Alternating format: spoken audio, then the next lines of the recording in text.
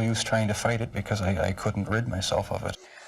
So when he's responding to the racial question there, he says it was not, and that's the first time that he uses that sort of prolonged and emphasized wording. It was not instead it wasn't. He has been using contractions pretty regularly throughout the rest of this with his verbal patterns. So to have it was not, that means that he's really trying to emphasize that.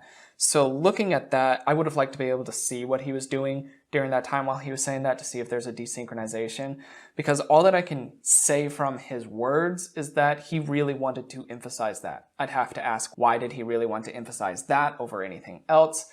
I'm not sure. I'm really not sure why. Besides, maybe that's his line. That's his line, is that this wasn't a racial thing. He's a horrible human being, but he's not a racist. Okay, interesting. Let's keep watching. It was too powerful and persistent. Do you dislike it? Yes, it's caused a lot of problems for me. A lot of conflicts and unanswered questions. If you were out on the street now, would you still be committing the crimes? Probably. If this hadn't happened, there's no doubt I probably would be. I can't think of anything that would have stopped me. Okay, so that's the interview done in 1993. Within the next 365 days, he was murdered in prison. So that is Jeffrey Dahmer. Looking back through this and also considering the other footage that I went through to be able to help study and prepare for this, I do believe that he had a severe psychological disconnect between what his actions were and the emotions that they ought to invoke. He felt no displayable shame during all of that. There was nothing to indicate that level of emotion.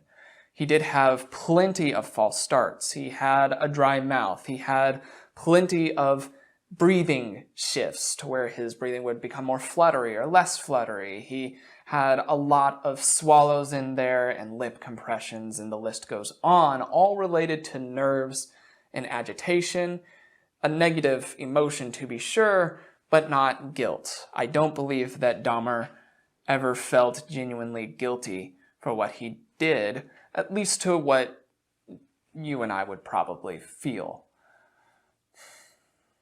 This was interesting to me. I think that I could probably spend most of the rest of my career studying people like Dahmer and finding out more and more and more about how nonverbal communication portrays over severe cases like this, where the brain is obviously processing a little bit differently. And I think that would be useful. I want to be able to continue this